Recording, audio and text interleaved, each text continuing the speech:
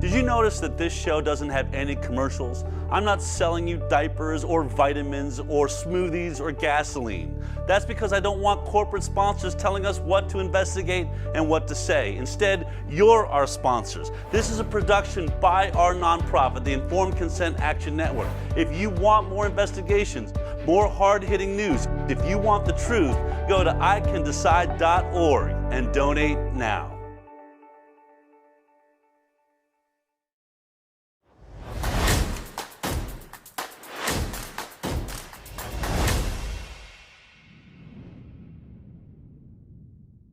Good morning, good afternoon, good evening, wherever you are out there in the world. It's that time. Let's step out onto the high wire. Well, last week we were broadcasting live from Mexico at Acapulco. It was a lot of fun and a brilliant reach. Today, I want to do something on the totally opposite end of the spectrum. A talk that actually was broadcast all over Russia.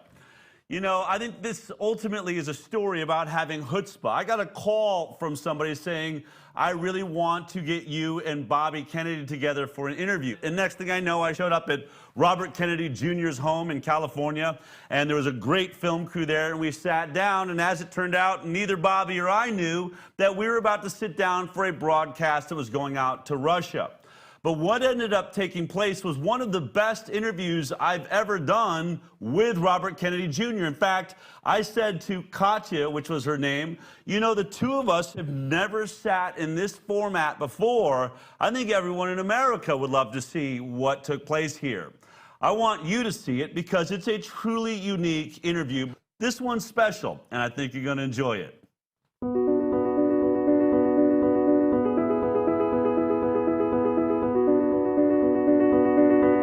Today, we're continuing with the series of documentaries that I've started with prominent people from all over the world who discuss subjects of alternative medicine and natural treatments and natural approach to health, and generally people who are game changers, a phrase that I use for figures and personalities that dedicate their work and their time to projects that help people raise awareness about their health. So today we are here with Robert Kennedy Jr., which is a great honor, and with Bigtree. I consider you guys a team, which is why I've invited you to join me today, both of you at the same time. I think it would be a very interesting conversation. To me, these two people are pretty much heroes of today because I think a couple of days ago I read somewhere it says, until you wake up, we will continue fighting for you. And this is, I think, a slogan that is very applicable to both of you because there's more people every day that understand what you're saying. There's more people every day all over the world, not only in the US, but there's still a lot of people who don't know, who are in doubt, and who definitely, desperately need the information that you bring. So your voice is definitely heard and much farther away from the US than you would think. I personally today am doing this documentary for all of the people who are on the eastern side of our planet. So the Eastern Europe bloc is at the moment kind of, you know, in a very bad shape in terms of the subject that we will be discussing today, and which is why I'm doing this documentary for free to them, for them to have access to true information from the source. So thank you for being here. It's a great pleasure and a big honor. And let me just start by asking maybe for you guys to tell me a little bit about how you came to do what you do today with relation to the pharma industry, the vaccination, the Vaccine Safety Commission, all of that, because I know that Robert was doing environmental law before. And how did you two become a team? Well, I'm the president of an environmental group called Waterkeeper Alliance, and we have 350 waterkeepers who are patrol boats on waterways all over the world in 44 countries. We sue polluters, and I was involved in litigation against about 40 coal-burning power plants and cement kilns in the early 2000s, and I was suing them on the issue of mercury contamination in fish. And at that time, I was going across the United States and Canada and speaking about the issue of mercury, and particularly the impacts from exposures to children. Almost everywhere that I stopped, women would come to my speeches, and they were professionals. They were pharmacists and scientists and doctors and nurses and attorneys, etc. And after I spoke, they'd come up to me and they'd say to me, if you really are genuinely concerned about mercury exposures to children, you need to look at vaccines. And it wasn't something that I wanted to do. It was way out of my wheelhouse. But ultimately, a woman who was a psychologist and her son was vaccine injured got severe autism from a mercury vaccine and ended up with a $20 million award from the vaccine court. She came to my house on Cape Cod with a huge pile of scientific studies, and she put them on my front porch, and she said, I'm not going to leave here until you read these. And I'm very comfortable reading science. I wanted to be a scientist when I was growing up. I've brought over 500 lawsuits, and almost all of them involved a scientific controversy. So I'm very comfortable reading science, and I started reading these reports and these peer-reviewed published reports. And what immediately struck me is the huge delta between what the actual science was saying about vaccines, mercury and vaccines and autism, and what the public health authorities and the pharmaceutical companies were telling the American public. And then I started calling government officials, and because of my name and my family contacts, I had access to the highest levels of these government officials, and I could get almost anybody on the phone. And I would call them and ask them about specific studies and about their justification for certain decisions. And I realized at that point that they either didn't know what was happening, they were just ignorant, or they were deliberately lying. And they were covering up these, very, very troubling exposures to children. And then the same woman brought me a document which was in 1999, CDC has a giant database of essentially most American children. It's all the children who are involved in the top 10 HMOs. They have the database of all their vaccination records and all their health records. So you can do some very good studies on that. And they did an internal study. They got a Belgian researcher named Thomas Verstraeten, and he had a team of scientists. They started going through those studies, and they were looking at the hepatitis B vaccine, which is given to every child in this country on the day of birth. And they were comparing children who got it on the day of birth to children who got it within the first 60 days of life, comparing it to children who didn't get it. And they were looking at the health outcomes. And what they found was that children who got that vaccine had an 1,135% greater chance of having a autism diagnosis than kids who didn't get it. And they knew... Sorry, 1,100%. 1,135%. So it's called a relative risk of 1,135. Just for comparison, the relative risk between smoking a pack of cigarettes a day for 20 years and getting lung cancer is 10. And that's causation. So they knew in 1999 what was causing the autism epidemic, and they had an emergency meeting when they got this study back. And they didn't do it on the CDC campus because they thought then they would have to give it to the public in the Freedom of Information law, and they wanted to keep it secret. So they had a secret meeting at a retreat center in Norcross, Georgia, called the Simpsonwood Retreat Center, and they invited the heads of all the vaccine companies. There were 75 people at that meeting, all the regulators from the World Health Organization, the CDC, FDA, NIH.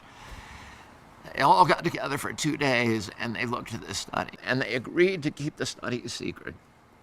But during that 2-day period, they spent the first day talking about the study and agreeing among themselves that it was true that they were destroying all these children. And they say these horrific things, like one of the leaders of the regulatory community says, my grandson was born this morning and I'm not going to get him vaccinated. Lovely. And then they spend the next day talking about how to keep this from the American public, how to hide it from the press, from lawyers, they're terrified of the lawyers. And they were very scared that they themselves would have liability. And somebody recorded that meeting, and I got a hold of the transcript. And so my first kind of public involvement was this when I published excerpts from that transcript in Rolling Stone magazine in 2005. And then my involvement gradually escalated, and Del and I got together at the time when he was producing a movie called Vax that had a tremendous impact in informing people all over the world about what was happening. Yes. Speaking of Vax, by the way, being based in London, when Vax came to London, it was a huge thing. But they, the amount of secrecy that it had to be surrounded with for it actually to take place because of the, the whole media situation. But interestingly, you just mentioned years like 1999, 2005. This goes on to a published magazine, and yet, you would think that somebody would read something like this and it would automatically create a scandal in the media. It would be all over the news, but there was nothing of the sort. Especially well, there was at that time. There was a firestorm of interest, and I actually was allowed to go on TV and talk about it on a couple of shows, very limited. And then the backlash began. Yeah. And there were hundreds of articles saying that I had made up this, and not everybody reads the original. I didn't. My original article was just transcripts of the tape. Right. Basically. So there was nothing that I could fudge or make up. I was just reporting. I was just excerpting the tapes. But not everybody reads the original one. And so the press came, and in our country, the press is completely controlled by in your country, in every country. There are more so, I think, in our country than almost anywhere, and the reason for that is there's only two nations in the world that allow direct-to-consumer advertising of pharmaceutical products on television and radio. And one of those is New Zealand, and the other is the United States. And we have the highest drug prices, and we have the worst health outcomes, and the highest consumption of pharmaceutical products in our country. But what it also means is they spend about $25 billion in pharmaceutical promotion every year to doctors, and about 9.6 billion of that last year was on TV ads and social media ads, etc. So those companies are now completely dependent on pharmaceutical advertising, and the companies particularly target the news divisions. So Roger Ailes, who was the head of Fox News, told me that during certain years, 70% of his, during non-election years, up to 70% of his news division advertising revenues came from pharmaceutical companies. And he actually said, typically on an evening news show, I have 22 advertisements, and 17 of those are pharmaceutical ads. Out of 22, 17. Yeah, so, and he said to me, if one of my hosts on Fox News allowed you onto the air to talk about this issue, I would have to fire that host. And if I didn't, I would have a call from Rupert Murdoch within 10 minutes.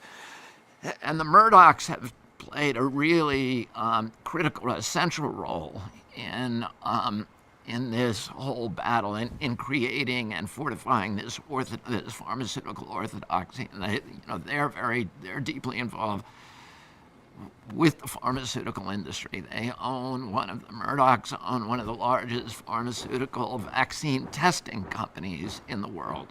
And I think James Murdoch or Lachlan sat on the board of GlaxoSmithKline for many years, and they're very tied in with the industry.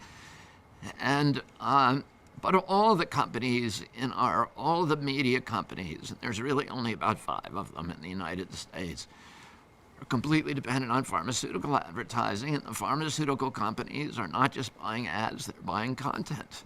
And these news shows are now marketing shows, vehicles for the pharmaceutical industry. Yeah, I think what's interesting is you were jumping into saying every country And I think what you were thinking he was saying is that the government is controlling our media, which is what's happening in every other country. We have a different problem here. We have industry controlling our media, and therefore controlling the vote. And then the industry is getting involved in funding government. We have an industry takeover of America that's taking place, more than just a government. Our government no longer represents us. It represents these power corporations that are influencing people through media and influencing politicians through massive handouts and This is very critical for people to hear who are outside of the US, because there is still this kind of iconic perception of, but the US. And then when you hear this and people from abroad would hear this, they would finally realize that, actually, you guys are also in a big trouble in a situation which concerns healthcare, because you are normally used as a benchmark. But the U.S. But the U.S. You are fighting the front line of this battle, and this is why I want people to know that this is something they can follow, because this battle is actually kind of based here, and then it radiates everywhere. And the control here is actually greater, I would argue, by the pharmaceutical companies than any other country in the world.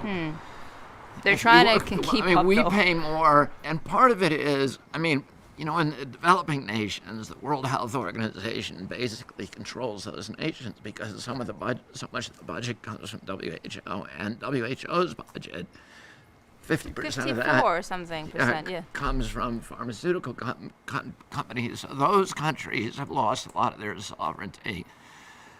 But we have agencies like CDC is actually a vaccine company. It sells $4.9 billion worth of vaccines, or it buys $4.9 billion of vaccines a year, and that's about almost 45% of its budget. And it owns vaccine patents. Exactly. It makes money from selling vaccines, and individuals within the CDC make up to $150,000 a year from royalties from the vaccines they're approving. FDA gets 70% of its budget from the industry, and then the European medical agencies does the same, and so they're all captured agencies. In our country, I think we pay so much more for vaccines than anybody else, and the interests are meshed, so that there really is no daylight between CDC. CDC and FDA and HHS are wholly owned subsidiaries of the vaccine industry, and they know they're causing this chronic disease epidemic. I won't say they, because it's not the whole agency, but key people within the agencies, not the political appointees at the top, because they're being lied to too.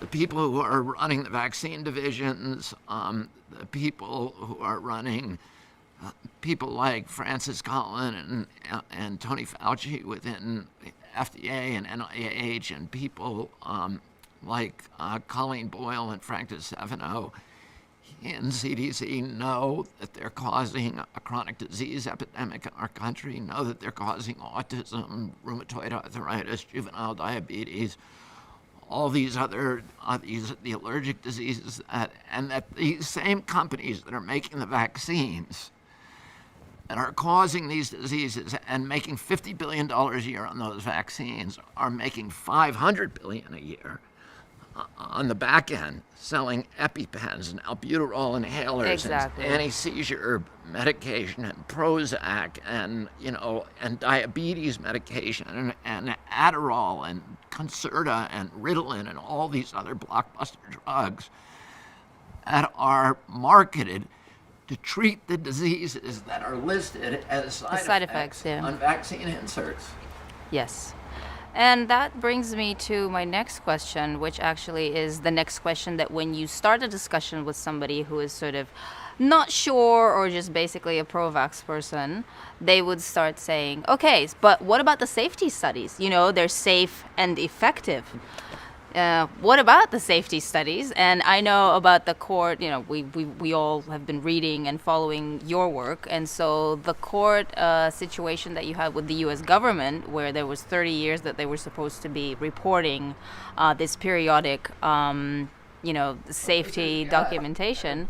What about safe and effective, Del? Well, I mean, I think that's the major question. I mean, my background really quickly, as I was producing the daytime talks to the doctors for 6 years, celebrating doctors in medicine and science.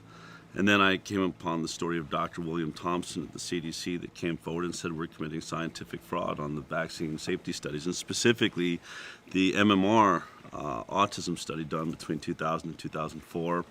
I pursued that. My show wouldn't cover it. I went to the executive producers and I said, I have a jump on this story. This is going to be the biggest medical story maybe in my lifetime if it proves to be true. Can I get on it? And they said, no way, you're not going anywhere near it.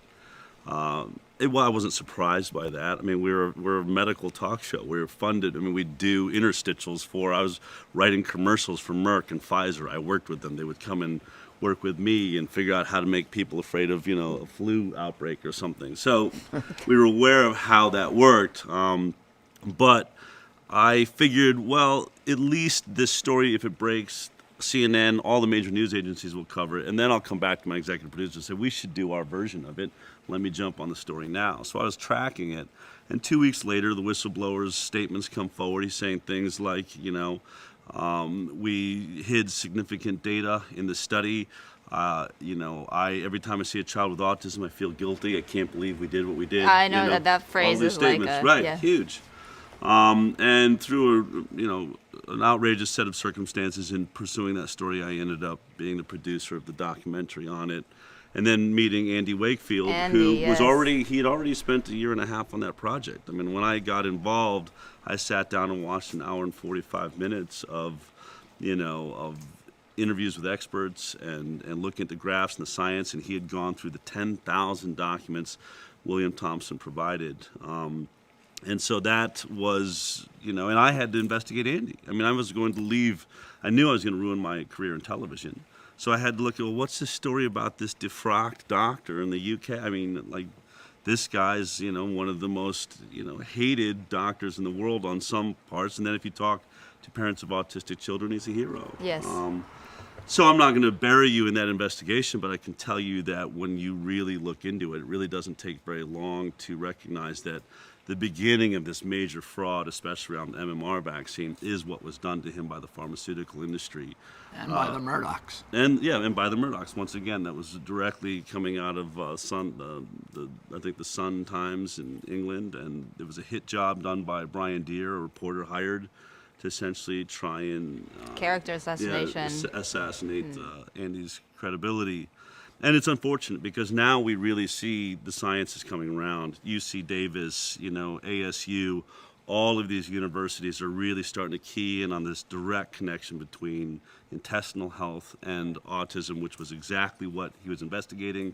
Every time I see these headlines, they're doing fecal transplants and seeing kids healed. They're taking feces from inside an autistic child, putting it in mice, and the mice are becoming autistic, and the headline should just be reading, Andy Wakefield was right. And so we think we've already, right there, we set this entire investigation of autism over a decade behind by simply destroying a scientist that was already on this. Instead of celebrating it, a man who never said don't vaccinate, by the way, simply just said, let's just break up the MMR, the measles, mumps, rubella, do them separately until we can figure out what's going on here.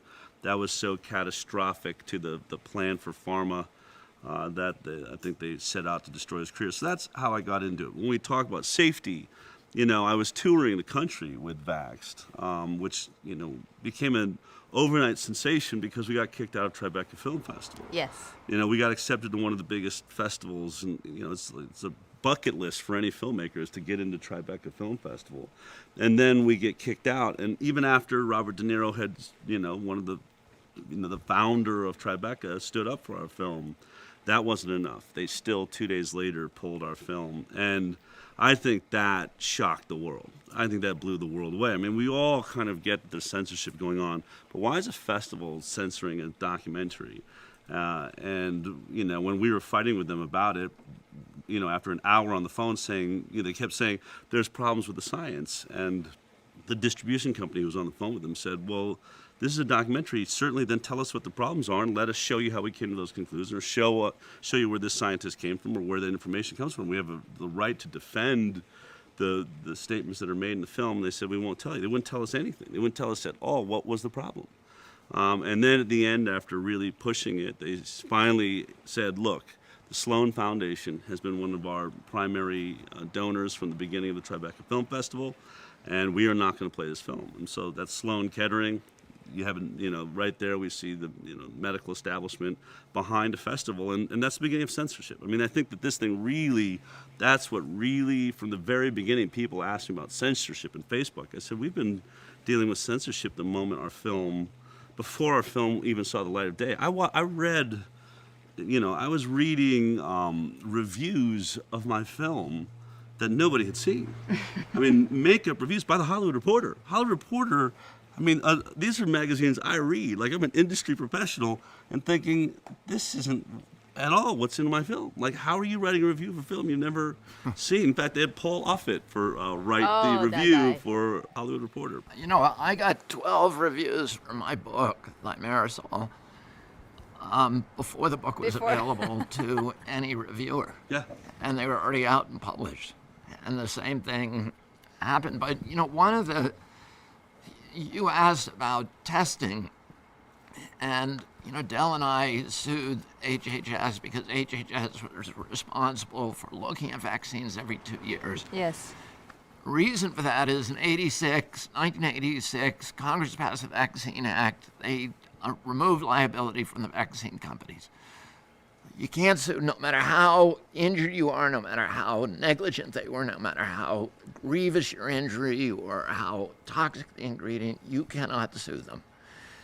So they have no incentive to make the vaccine safe. So Congress said, we know we're doing that. So we're going to tell HHS, it's your responsibility, and you have to look at the science constantly and report every 2 years to Congress about what the safety profile of vaccines are and what you're doing to make them safer. Every 2 years. Every 2 years. 1986. And when Del and I sued them, Yeah. they came back and said, we've never done that Never done report. But people know that these companies cannot be sued. But what most people don't know is that they're also exempt from testing. They don't have to have a safety test of vaccine. How is that possible? And here's how. It's an artifact of CDC's legacy as the Public Health Service. CDC was originally a different agency called the Public Health Service, which was a quasi-military agency, which is why people at CDC have military ranks, like Surgeon General, etc. The vaccine program was launched as a defense against a biological attack on our country. They wanted to make sure that if the Russians, during the Cold War, attacked us with anthrax or some other biological agent, that we could quickly develop a vaccine and then manufacture it and deploy it to the American public without any kind of regulatory hurdles. And Right. that's when they came up against the law, which says if you are going to have a health product, a medical product, you have to safety test it. So they said, let's call it a biologic. We won't call it a medical product. We'll call it a biologic. And a biologic doesn't have to be tested. And when the vaccine industry, when Del and I were kids, we had 3 vaccines, and we were fully compliant. Today's children get 72 vaccines, 72 doses.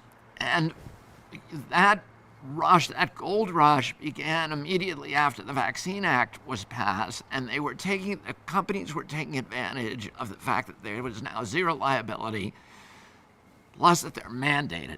So they're mandated for 74 million kids, so there's no marketing cost, there's no advertising cost, there's no liability, but also there's no testing.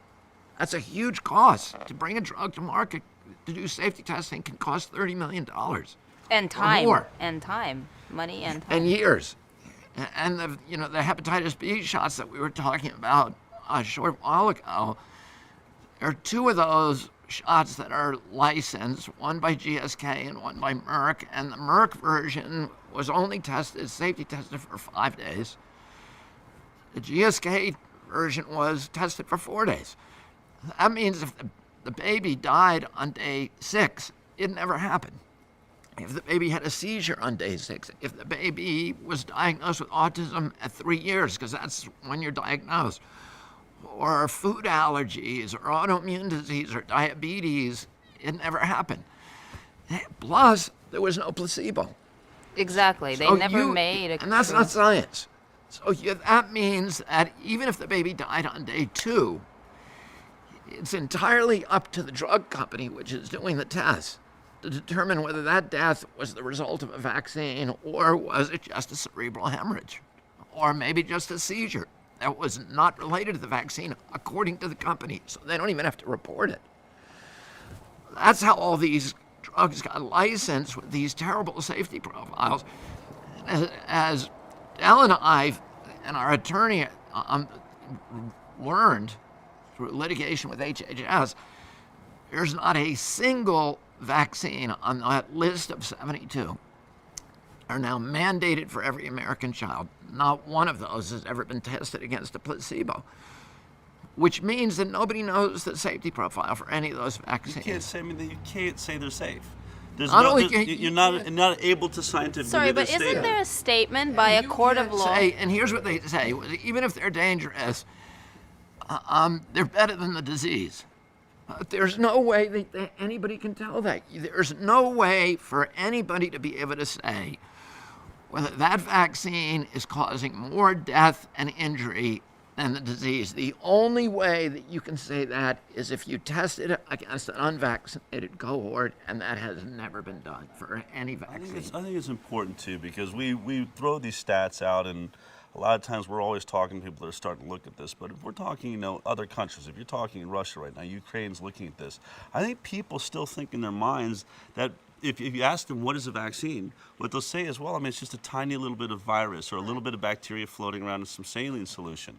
What they've basically described to you is homeopathy. That is not what a vaccine is. A vaccine is an extremely toxic drug that has, heavy metals. It has mercury, the most toxic non-radioactive substance on Earth. People say it's out. It's not true. It's still in our flu shots here. God knows what it's in other people's vaccines around the world that aren't looking at it. We have aluminum. You have formaldehyde, polysorbate 80. And then you get into sort of the biologics of it. We have the DNA of aborted babies. Baby cells, floating, yes. Aborted fetal tissue cell lines and animal cell lines. And so all of these things, this concoction is as disgusting a witchcraft brew as you could come up with.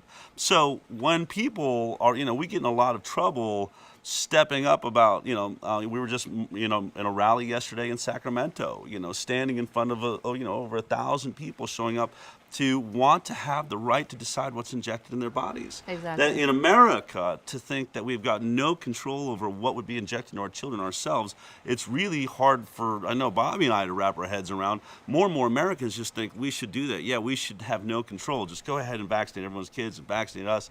I think that people aren't thinking it through, and I think they think they're safe, and there's really no big deal here. But the truth is the injury levels are massive. Exactly. They're massive. When we hear, so they'll say that the risk of the vaccine is as small as it may be. Well, they can't say it's small. For instance, I was up in Washington State, and I met one of the heads of the CDC up there. They had a mumps outbreak, and they're really, to her credit, she had come to an event I was at because she wanted to hear the other side, which is great. Very few scientists do that. And I was speaking with her, and she said, I said, I appreciate you being here. She's like, I want to see, what your perspective is. And, you really paint a bad picture of science. I says, oh, that's not the case at all. I don't know what you mean. She's like, well, you just make it seem like all scientists are bad. I was like, no, that's not true. What we point out is the lack of transparency by science. She's like, transparency is science is, we're being as transparent as we can be. I said, well, all right, let me ask you a question then. Because I know you're investigating the mumps outbreak up here in Washington. You want to tell me what the numbers are? Because she's like, I can't tell you. I said, okay, well, let me just take a guess because I've looked at the mumps outbreaks all over this country. I'm going to guess that more than 90%, damn near 100% of them are fully vaccinated individuals. You have asymptomatic carriers. I know that's your big dilemma. She's like, you're right. We are looking at asymptomatic carriers. Like, right. So I know that you have a problem. You're trying to figure out why the vaccine is failing. Yet tonight on your news, I'm going to watch that it's the anti-vaxxers the reason for the mumps outbreak. And that's the case. I saw it last night. And you're not calling that news agency and stopping them. As the head of the scientific department here, you're not stopping them and saying, actually, it's not true. It has nothing to do with the unvaccinated. Our vaccine is failing. So that's part of the problem. So then I said to her, look, here's my issue.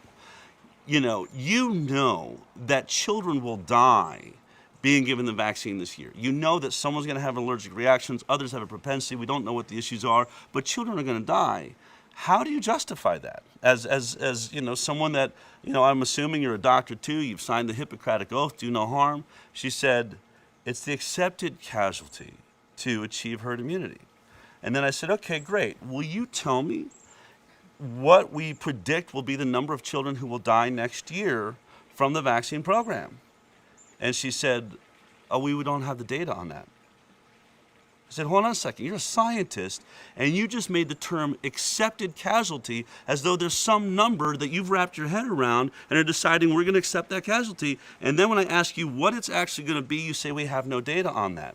That's my problem. As a reporter, as a journalist, and as an investigator, that's a problem. Because if you're telling me that the risk of vaccines is not as great as the disease, but you have no data on that to back that up, then we have a serious problem, especially when the point I want to make is the reason we passed the 1986 Compensation Act was not because the government just thought, hey, the pharmaceutical industry needs to make some more money.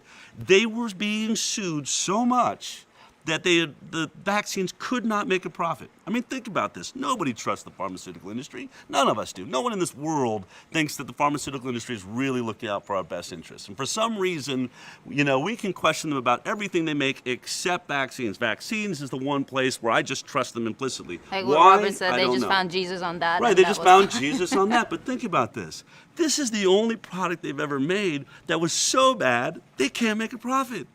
That's how bad it was. That's how many lawsuits were And even when it's mandated. Right, even when it's mandated. I mean, they've got everything going for them, and they're still losing money on this product because so many people are being injured. So that gives you a sense of how bad it was. So when the 86 Act comes in and our government says, we are now going to take on the responsibility because the pharmaceutical industry is saying, we're going to stop making it. We're just going to stop making it. You want vaccines in this country, you want to protect your citizens, then you better take over liability because we can't afford it and we're not going to do this anymore.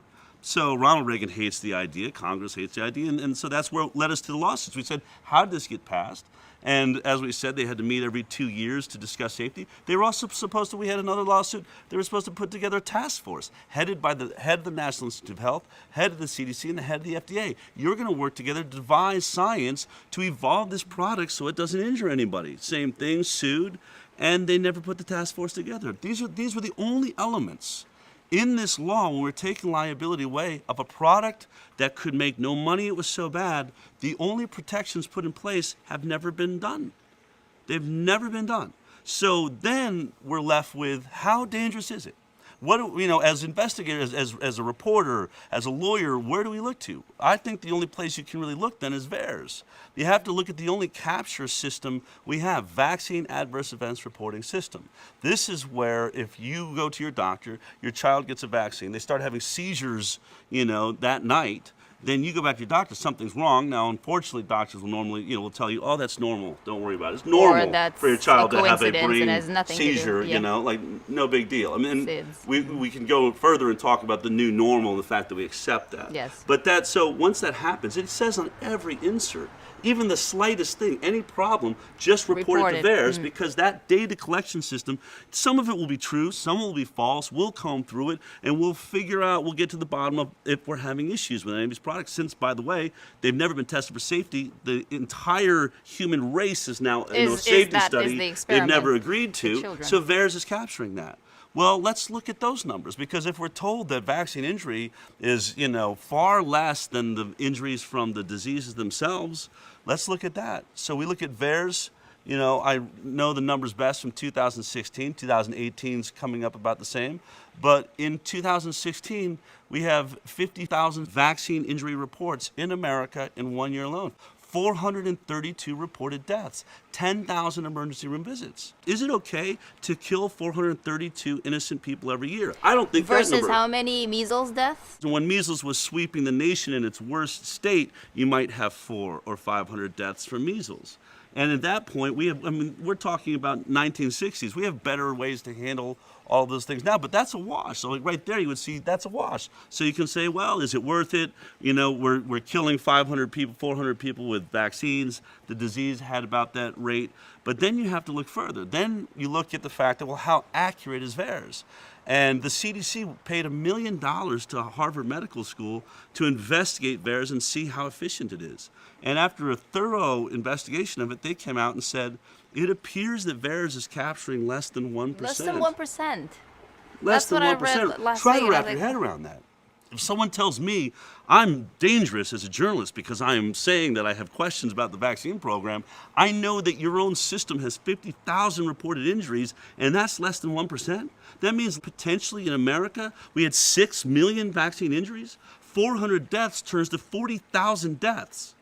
If those numbers are correct, we have a massive problem. And if we're having 40,000 deaths from vaccines, I guarantee you vaccines are killing more people than any of these diseases ever dreamed of killing.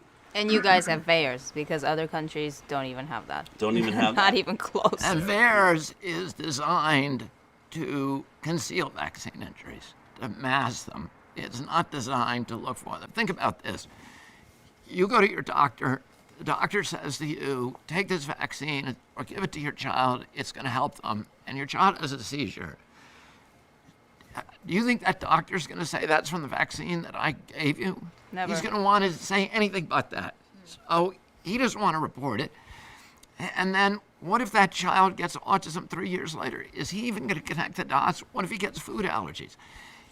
He's not going to connect the dots. So it's a voluntary system. It's designed to fail. And then there was all of those stories of batches being split into, among Yeah, different well, states that's in it. order to help it kind of The be. entire Well, thing they've been is a doing cover-up. that since 1979. Pfizer killed a lot of people in Tennessee, a lot of children in Tennessee from SIDS, from a bad batch of vaccines.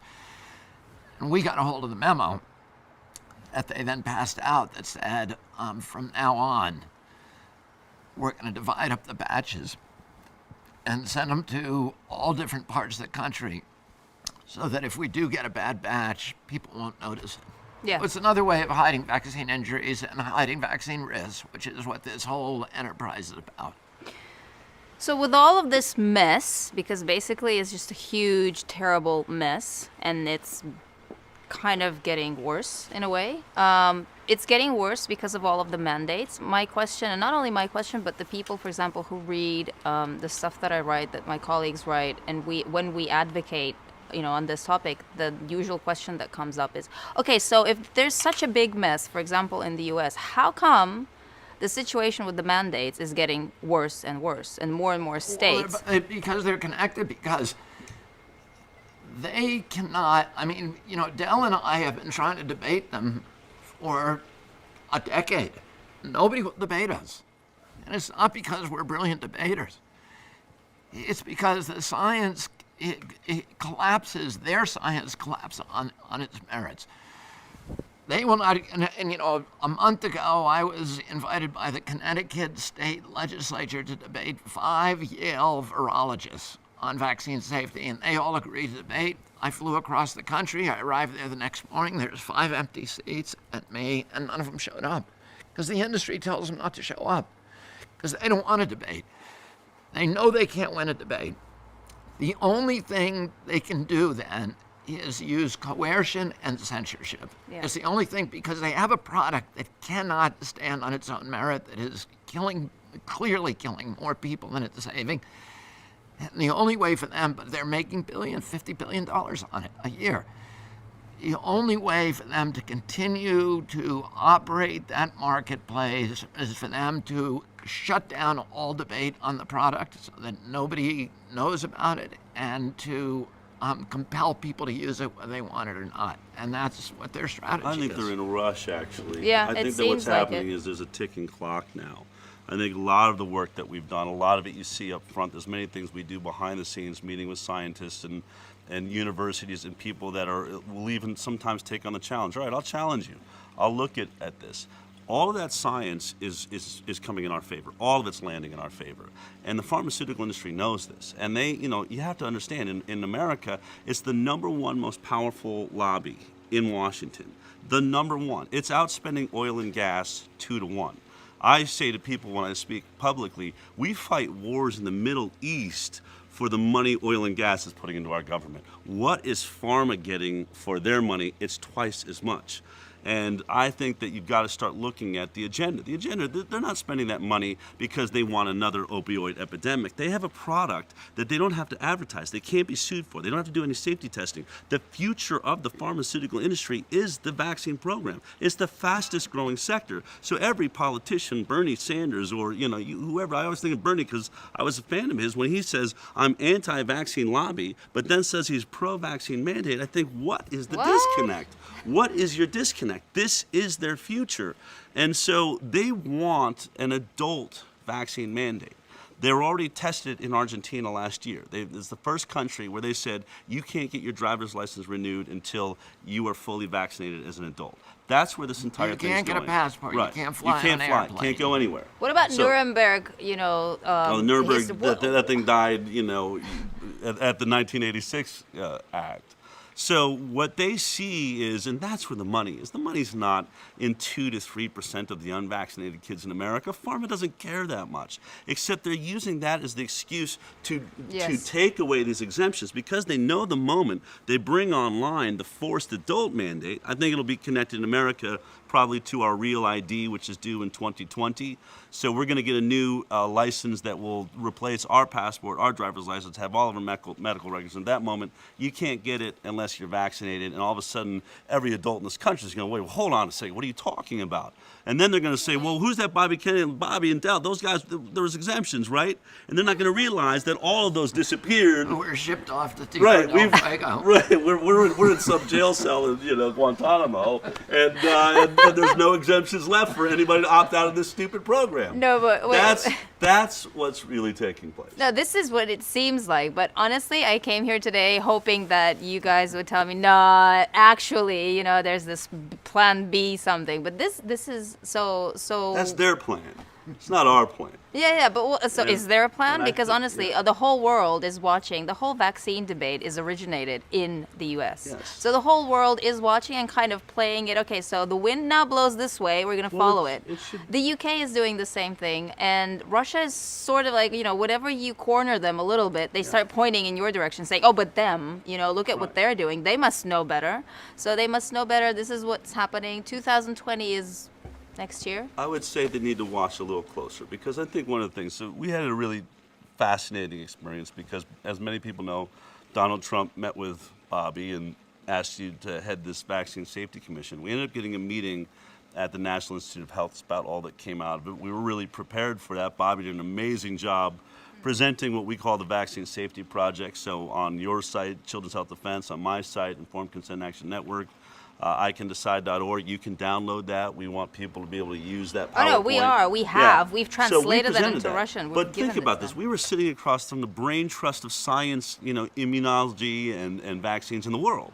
I mean, we have the best sitting across the table from us. And so when we said we can't find a placebo study of any of the childhood vaccines we're giving our kids, does it not exist, or is it just in some website we can't find? I mean, at first, one of these people said, "Oh, we do those trials. It's just in phase 1 and phase 2."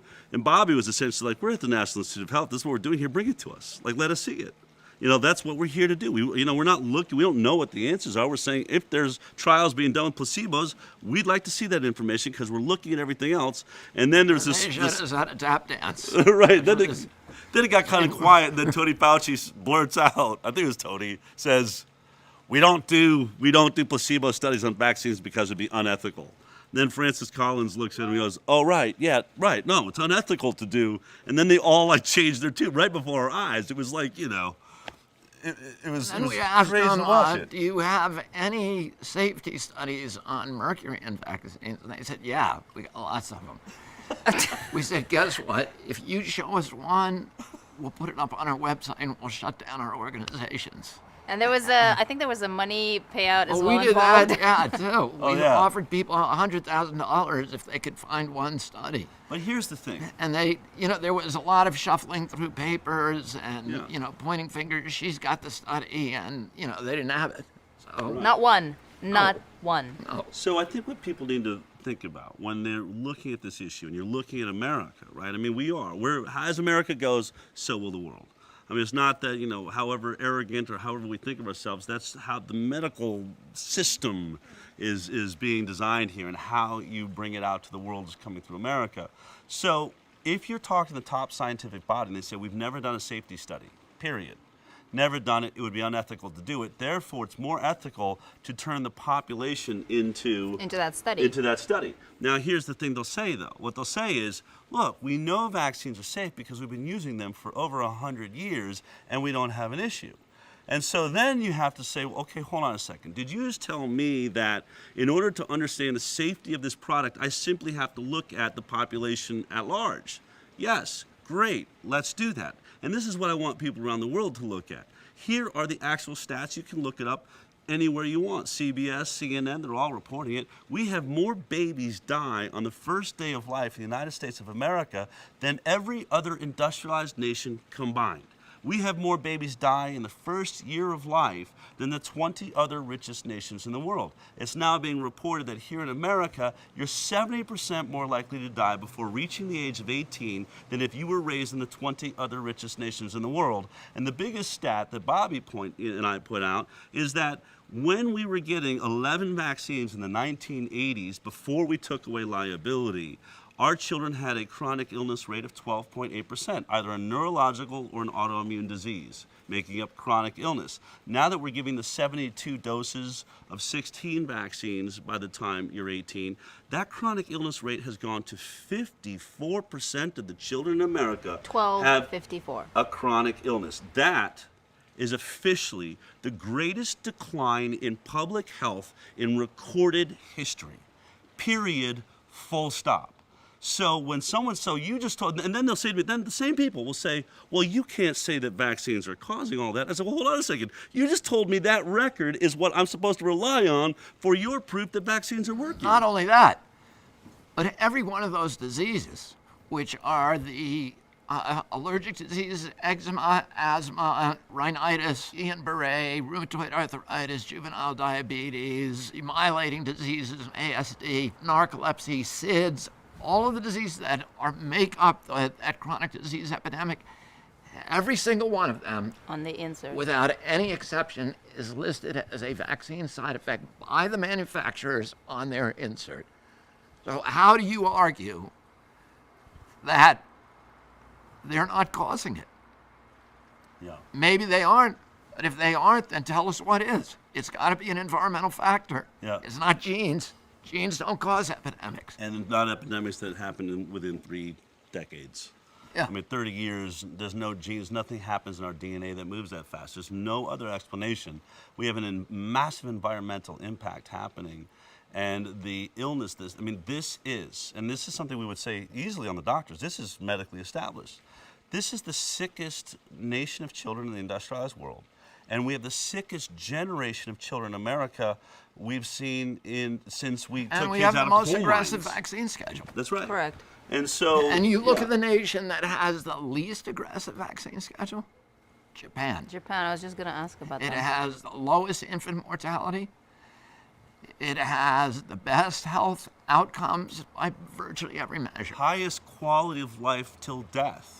I mean, Japan ranks #1. In fact, there's an amazing And study. by the way, Yeah. they did have like the MMR vaccine and a number of others, and they had a SIDS epidemic.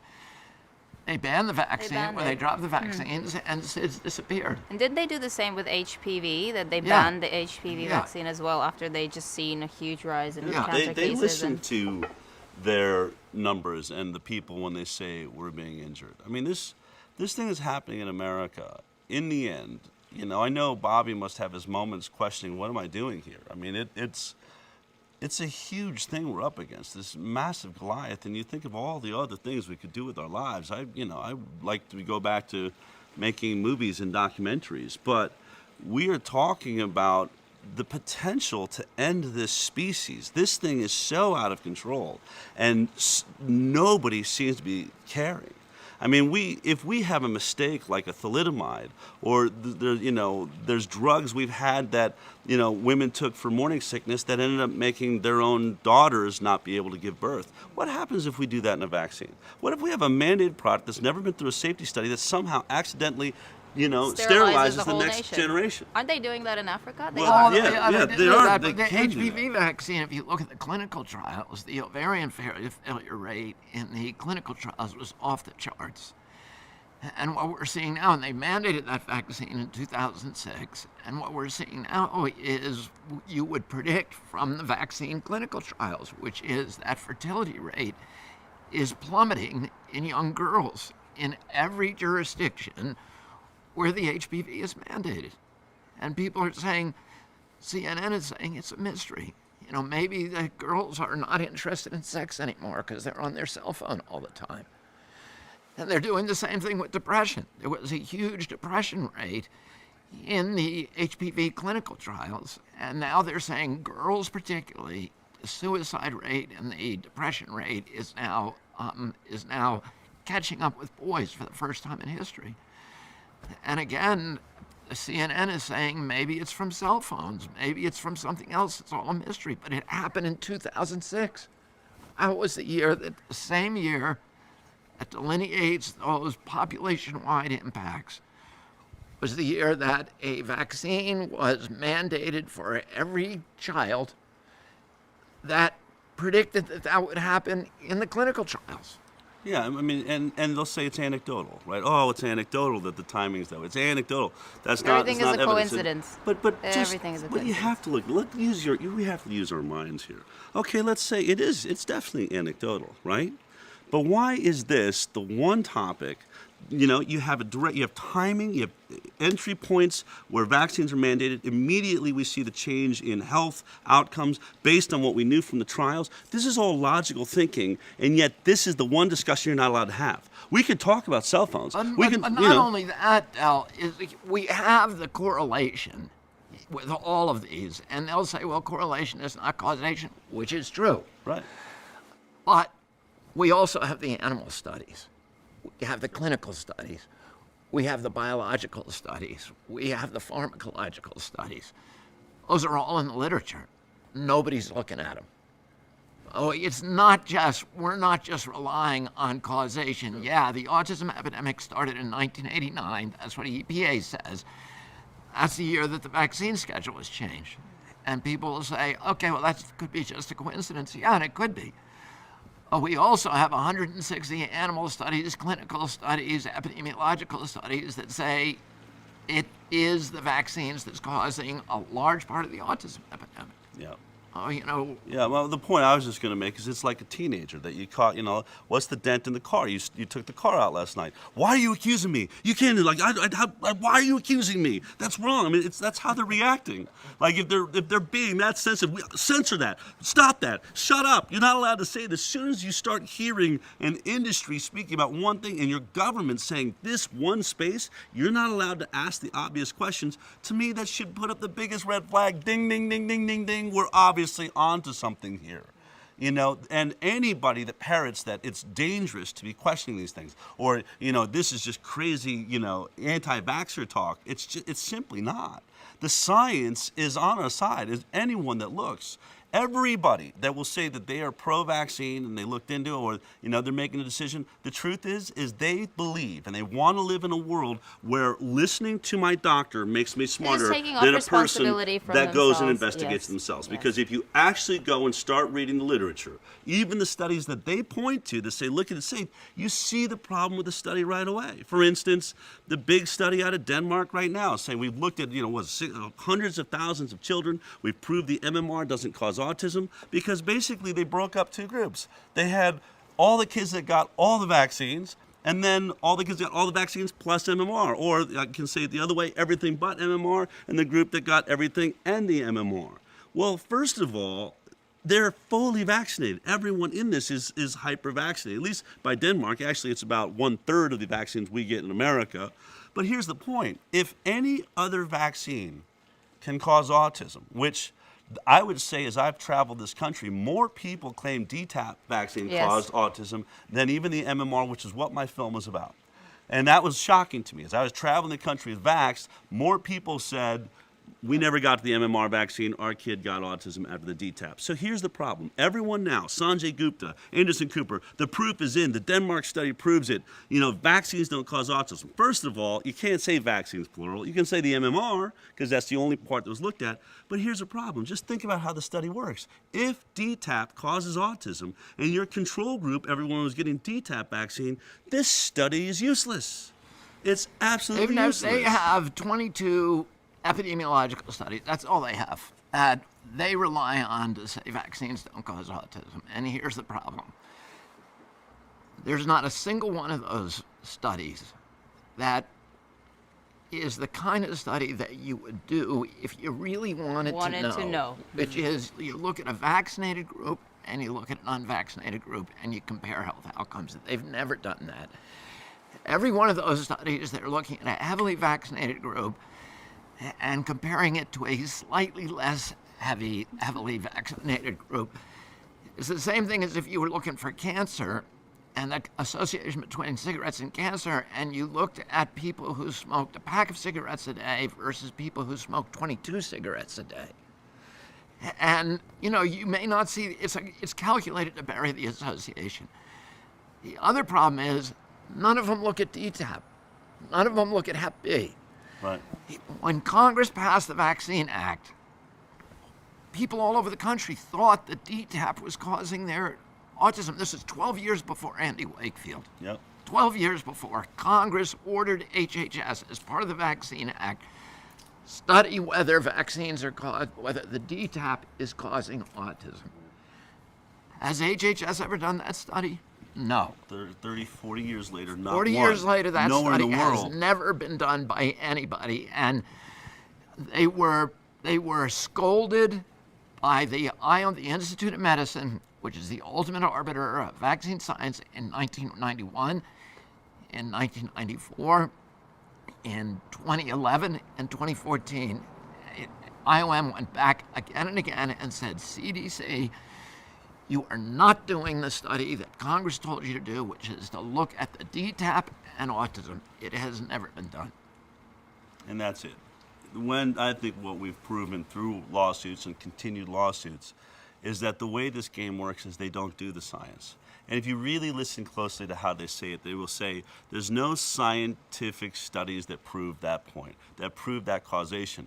They are literally avoiding doing the science so they can keep reporting to you, hey, we just can't find a study anywhere that makes that association, even though hundreds of thousands of eyewitnesses around the world on a yearly basis are pointing out the same suspect and saying, please investigate that suspect. The powers of the world, being driven by the pharmaceutical industry, are removing one suspect from the lineup and then telling us all it's a mystery. We don't know why there's this huge decline in health.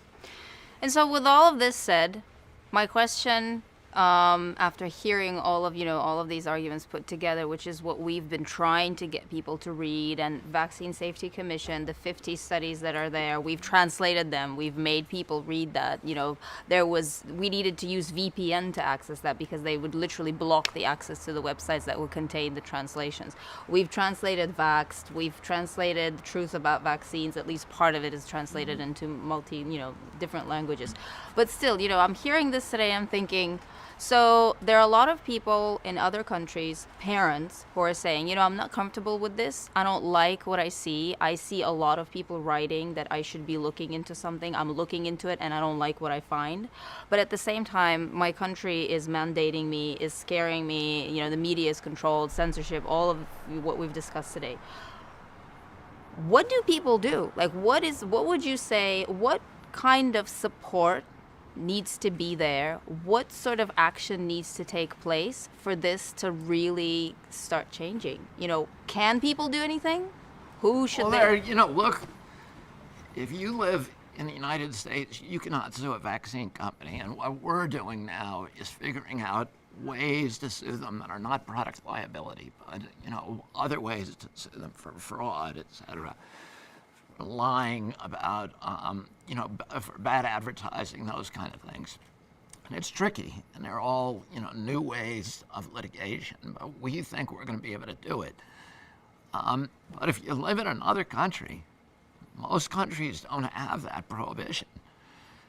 And what I would say is, I would urge lawyers around the world to start suing over the Gardasil vaccine, over these HPV vaccines, which are damaging huge numbers of women, and they're much easier than the kids vaccine, because the kids vaccine, an infant can't talk. Correct. Yeah. And they're getting 26 or 28 vaccines. You don't know what caused it. But then you wait, until they're 9 or 10 years old and give an HPV vaccine. This is a perfectly healthy child, a girl who may be a great athlete and a great scholar, and suddenly she's totally debilitated. And in those cases, if you don't have the prohibition we have in this country, you can sue them. In terms of, neither Del or I are doctors, so we don't advise people about what to do with their children. But I would say this, it is important for people to take control over their own healthcare decisions and not rely on the medical establishment, because the medical establishment across the globe today is controlled by pharma. They control them from when they go into medical school.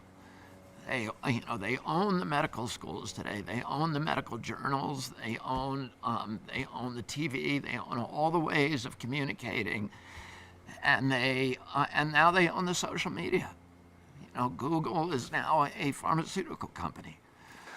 So you cannot. It's sad to say this, but you cannot trust medical advice from medical professionals. That doesn't mean that you don't have a great doctor that you should listen to, but you need to take control of your own health care, and you need to question everything. I think you have to realize that your doctor has been lied to just like you have. Correct. I think that the opioid epidemic in America, I don't know what opioids is like in the rest of the world. I only know that here we have, 60, 70,000 people dying every year from this addiction. I mean, those are higher numbers than all of the Vietnam War and the soldiers we lost. This is a huge death rate. And people will say to me, I trust my doctor. My doctor does their investigation. Doctor knows best, more than you do as a reporter or you as a lawyer. I say, okay, well then, by that same logic then, should we be blaming the doctors for the opioid epidemic? And they're like, well, no, they didn't know better. Bingo.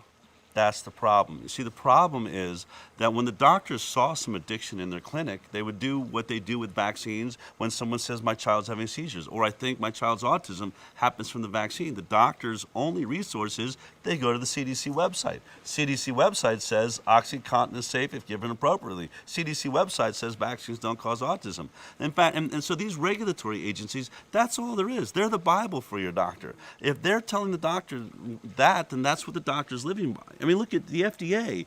In the middle of the OxyContin crisis here in America in 2012, we knew we had a problem. Tens of thousands of people are now dying. The FDA reaches out to the manufacturer and says, could you see if this drug would be okay for children? And then approve it later that year for 10 years old and over. Lowered the age in the middle of a crisis. Our problem is I'm not out against doctors. I'm getting annoyed with doctors for not investigating this when you see how often the CDC, the FDA has been wrong. EPA, Bobby has spent his life fighting to have regulations that protect us in this country. I'm sort of politically marooned at the moment, and all of my family, I grew up a progressive liberal. I'm an environmentalist from Boulder, Colorado, but my parents will say to me, Donald Trump's going to destroy the regulatory agencies in America. And I say, I hope he does. I actually hope he does, because if the CDC, if your medical agency, regulatory agency is being run by Sanofi, Aventis, and Pfizer and Merck, which it is, then it's no good to you. If your FDA is being run by people from Monsanto, what good is it? If your EPA is being run by people from Exxon, and this is what's happened. Our regulatory agencies have been totally captured by the industries we're supposed to be being protected from. I can't even imagine how bad it gets in other places in the world, but if you're looking at us, this is how we're leading this charge. This is what's happening. And lastly, what can we do? All change happens because of the people. It doesn't, yes, go talk to your politicians. Yes, be very conscious when you vote. All of those things. But the number one thing you have to do is you have to start having this conversation with your neighbor, with your family, at the Christmas table, at the, whatever celebration. We can't, our problems in this world is because we got so politically correct. Oh, don't mess up a good family dinner by bringing up politics or religion or vaccines. Wrong. Wrong. That puts the powers that be, that puts the industry in charge of your life. We need to take back our lives by talking to each other. If we actually turn off the television set for a second, stop listening to whatever point of view they were spewing upon us. And I've done this with friends of mine that are on the opposite side of the table. If you start talking the issues, you start recognizing that we are much closer together than we realize. Our news is tearing us apart. These political parties are keeping us divided so that they can control. We need to take back control, and that is simply a conversation. Share the materials you find. If you download the vaccine safety papers, read it, understand it, share it with your next friend. I think Bobby and I, there's times that we're speaking to, thousands of people in the audience, and sometimes I'll show up and there's 50 people in the audience. And someone will say, I'm really sorry, something happened, another, whatever. And I say, I don't care. There may be one person in this audience that's going to change this thing in this world. Every single person that wakes up is a victory. One by one. Once the people know the truth, there's no political system that can shut us up. And there's no industry that can shut us up. We have got to stand tall, and we have got to learn to speak to each other again. And then we will have the power that we need. Thank you. And this is precisely why I came all the way from across the world to speak to you guys today, because I do believe in that and I do preach the same thing. And I feel that taking back responsibility for your health and for the health of your kids is the minimum basic mandatory thing that every parent should do. So I really appreciate the time that you spent with me today speaking on this. I'm going to ensure that the people who follow me and my colleagues would look closer into the work that you do and feel that this is not about US and this country and East and West. This is about just the people waking up and realizing this is a global problem. It is, and they need to feel that as a global problem. The sooner, the better. So thanks a lot. It's an honor, and it's been a great pleasure. Thank you. Thank you. So, I think I want to, tip my hat to Katia, and her last name Txi, or T-X-I. You can look her up. You can find her on Instagram, on YouTube, and on Facebook. She's got a huge following all around the world. She's a naturopath, a nutritionist, an herbalist, but she spends 30% of her time, doing interviews with people and finding information she finds interesting, which I think is a lesson for us all. And I want to make that sort of the call to action this week. Look at what Katia did. I didn't know who she was. Robert Kennedy Jr. didn't know who she was, but we all showed up at Bobby's house. We had a huge crew out in the backyard and put together something that I think is really magical. If you go forward with intent, if you say, I'm going to do something, and you believe in what you're doing, you can move mountains. This was just a small mountain, but a beautiful one. It was great to be a part of it. And Katia, keep up the great work. I'm going to be following you in the other great interviews you're doing out there. I think everyone should do the same. Once again, a totally unique show. I'll bet you didn't expect it, but that's what the High Wire is all about. Bringing it to you. It's real, it's different, and we're going to be here once again next week. Guess what we're doing next week? Yeah, I don't know either. See you then.